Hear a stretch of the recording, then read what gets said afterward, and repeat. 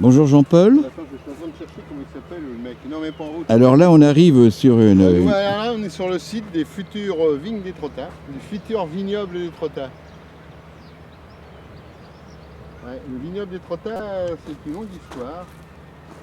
On avait rencontré monsieur Manessier, je m'excuse moi le nom, je l'abrège, qui nous avait parlé, qui est négociant en Champagne, tout ça, et qui nous a expliqué que la côte normande était aussi valable que le terrain en Champagne, où est élevé le champagne.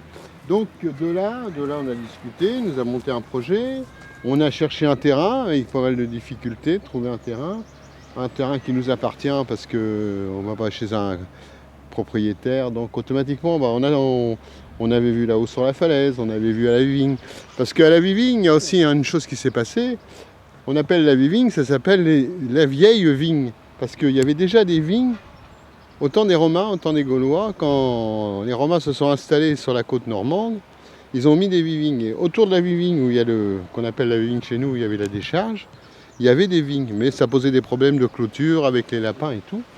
Donc on s'est rabattu un jour avec M. Manessier, jetant un petit coup d'œil divers terrains. Donc là on a ce terrain qui est en friche, qui se trouve au sur du Parc des Roches, qui a un enseignement impeccable. Naturellement, il y a eu besoin de déblayer un peu. Donc, M. Manessier nous a proposé, il prend tout à sa charge, le nettoyage, le déblayage, tout ce qui est possible. Et il pose des vignes, il fait des pieds de vigne, il met ses vignes. Mais naturellement, étant que c'est des vignes pour du champagne, alors je ne sais pas si c'est du chardonnay et tout ça, je ne m'y connais pas trop là-dedans. Mais les pieds de vigne qu'il pose, vraiment, c'est à lui. Mais c'est lui qui en récolte les usufruits. Mais tous les travaux de terrassement, de plantation seront à sa charge. Donc nous, on lui prête le terrain, il a une convention avec la ville, je crois que c'est 12 ou 15 ans, je ne sais plus exactement, il faudrait revoir dans les papiers. Il a une convention de prêt, le terrain ne lui appartient pas, le terrain appartient toujours à Étretat. Et ce terrain deviendra un terrain un peu ludique où on apprendra à des enfants la vigne en Normandie.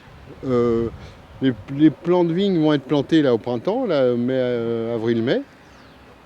Donc il faut attendre 4 ans avant éventuellement de récupérer notre premier jus, qui sera peut-être pas une bonne cuvée seul, mais je crois qu'il est très très optimiste parce que c'est un terrain calcaire, c'est un terrain formidable, il est assez optimiste pour son terrain de vigne.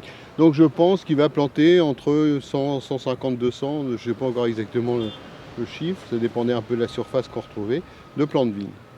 Donc il y aura aussi les écoles seront invitées, il y aura de la pédagogie sur le vin, le raisin, et à long terme, il explique même qu'il pourrait peut-être, comme on a des anciennes caves dans le parc des Roches, faire voir comment on faisait le raisin autrefois dans la région, et en espérant qu'en 2020, normalement en 2020, on devrait goûter la première cuvée des falaises d'Étretat.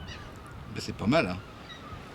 C'est un bon projet. Oui, je pense. Et puis c'est un projet qui est assez pédagogique, qui est dans un site exceptionnel, quoi. Tout à fait.